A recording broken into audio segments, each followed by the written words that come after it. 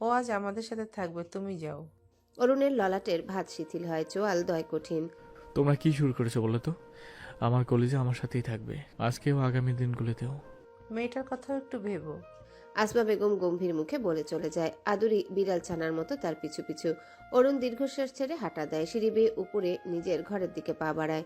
বর্ষার সাথে ডিভোর্সের পর এক রাতেও কাজ ছাড়া করেনি, বুকে জড়িয়ে আগলেছে।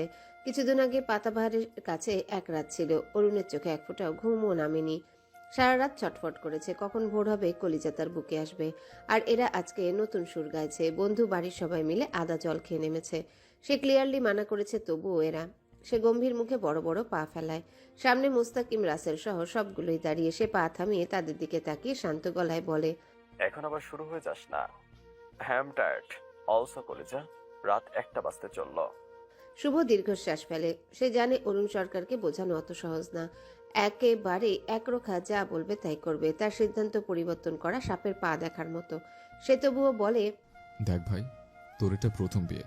প্রথম রাত না হলে পাতার প্রথম। ওরও নিশ্চয়ই বিয়ে, স্বামী, প্রথম রাত নিয়ে স্বপ্ন আছে। থাকবে না কেন? সব মেয়েরই আছে। তোর যেমন ছিল বর্ষার বেলায়। বর্ষার কথা উঠায় খাপাসার খেপে যায়। গুতো মারল বলে তখন রাসেল কথার বান ছড়ে। তুই স্বার্থপর মতো করছিস। প্রতিদিনের কথা তো উঠছে না, জাস্ট আজকের দিন। ভোরকে আমাদের কাছে দে, আমরা ম্যানেজ করব। ভোর বড়দের সব কথা না বুঝলেও এটা বুঝতে পারে যে আজকে তাকে বাবার কাছে থাকতে দেবে না কেউ। কিন্তু তার বাবাকে চাই। সে ফুপিয়ে উঠে অরুণকে আরো শক্ত করে ধরে। অরুণ ছেলের মাথায় চুমু খায়। সর সামনে থেকে, কলেজে আমার সাথেই থাকবে, নলে যাচ্ছি না ওর ঘরে।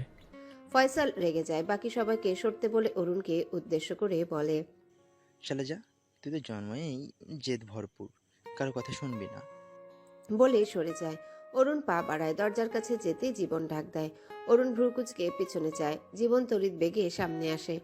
অরুণের হাত ধরে মুঠোয় কিছু দিয়ে সরে যায়। অরুণ মুঠো খুলে জিনিসটা দেখে। মুখ দিয়ে ভয়ঙ্কর একটা কালি বের হতে চায়, কিন্তু ছেলের উপস্থিতির জন্য বলতে পারে না।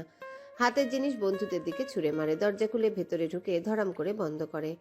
ওর সকল বন্ধুদের রাগ উবে যায়, সবাই হাসিতে ফেটে পড়ে। পাতা চমকে ওঠে দরজা বন্ধ করার শব্দে। কি হলো তার মাথার উপর দিয়ে গেল। সে খানিকটা না একটু বেশি ভয় পেয়েছে। তবে দরজায় অরুণ সরকারকে দেখে স্বস্তি মেলে। অরুণ দরজা লাগিয়ে পিছনে ফিরে ভোরকে নামিয়ে দেয়। দেখতে পায় বিছানায় জড়সড় হয়ে বসে আছে পাতা। সে সান্ত্বনার সুরে বলে, রিল্যাক্স, ইটস মি। এত ভীতু তুমি, জানতাম না তো। ভোর অরুণের কোল থেকে নেমে পাতার কাছে যায়।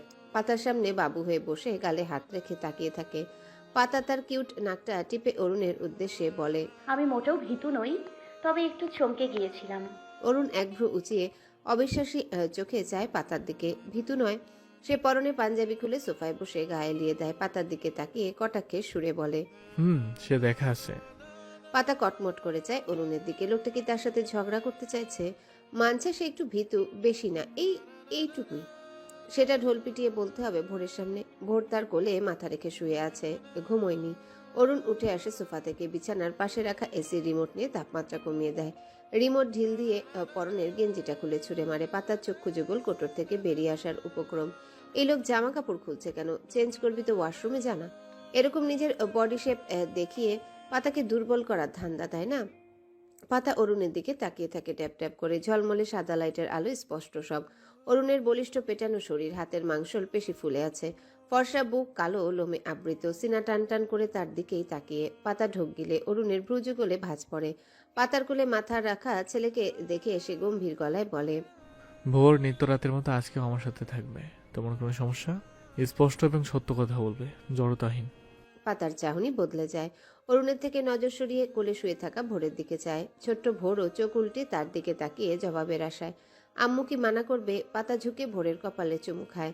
চুলের ভাঁজে হাত গুলিয়ে ভোরের দিকে স্থির দৃষ্টিতে তাকিয়ে বলে, আমার কোনো সমস্যা নেই। ভোরের গোমরা মুখে হাসি ফুটে ওঠে। অরুণের অধরকোণে ক্ষীণ হাসির রেখা। সে বাইরে যেতে যেতে পাতার উদ্দেশ্যে বলে, ধন্যবাদ পাতাবাহার। পাতা অরুণের দিকে চায়। আবারও ফর্সা বলিষ্ঠ পিঠ নজরে আসে। অরুণ দরজা খুলে, পাতাবাহার, এভাবে দেখে কি দেখছো? আগে কোনো ছেলে দেখোনি? চোখ দিয়ে গিলে খাচ্ছ যেন। বলেই থামে না, বেরিয়ে যায় দরজা ভেজিয়ে। বাইরে বের হতেই নজরে আসে বন্ধুদের দল। এখনো যায়নি। তার খালি গা দেখিয়ে মিটিমিটি হেসে আঙ্গুল উঁচিয়ে অল দ্য বেস্ট বুঝিয়ে কেটে পড়ে। অরুণ বিরক্তিকর শ্বাস ছাড়ে। অরুণ যাওয়ার পর পাতা হা করে দরজার দিকে তাকিয়ে ভোর পাতার কোল থেকে উঠে বসে চিন্তিত ভঙ্গিতে প্রশ্ন করে, আম্মু, চোখ দিয়েও খাওয়া যায়? পাতা অসহায় চোখে ভোরের দিকে চায়। কি জানি, আমি তো পারি না, তুমি পারো? ভোর মাথা নাড়ল। সে পারে না। পাতা ভোরের কিউট মুভমেন্ট দেখে ভোরের গাল টিপে দেয়। ভোর মুচকি হেসে বলে, আম্মু তোমাকে অনেক সুন্দর লাগছে। পাতা ভোরকে কোলে বসিয়ে দিয়ে গালি মুখে আদর করে। ছেলেটা এই কথাটা অনেকবার বলেছে আজকের এই বেলায়। এত মিষ্টি মিষ্টি কথা বলে, শুনতে শুনতে তার ডায়াবেটিস না হয়ে যায়। এর মধ্যে অরুণ আসে। পাতা সেদিকে তাকায়, হাতে একটা খাঁচার মতো ঝুড়ি। কি আছে ওতে? অরুণ দরজা বন্ধ করে ঘরে ঢুকে খাঁচাটা কাঠের টি টেবিলে রেখে সেটার দরজা খুলে দেয়। ভেতর থেকে মেয়ে মেয়ে করে অভিযোগ করতে করতে বের হয় পাতাবাহার। তার অভিযোগ, তাকে কেন সারাটা বেলা বন্দি করে রাখা হলো। সে অরুণের দিকে বড় বড় করে চেয়ে মিয়াও মিয়াও করে, যেন বকছে। অরুণ হাত বাড়িয়ে বিড়াল শাবকটির কান ধরে পাতার দিকে ঘুরে দেয়। পাতা হা করে তাকিয়ে অরুণ সরকার ও বিড়াল ছানার কাণ্ড দেখছে। না কুচু লোকটা আবার বিড়াল পোষে নাকি? পাতা নাক সিটকায়। তার বিড়াল ভালো লাগে না তেমন না। তার ধারণায় এ বিড়াল কিউট বাট গা ঘেঁষে।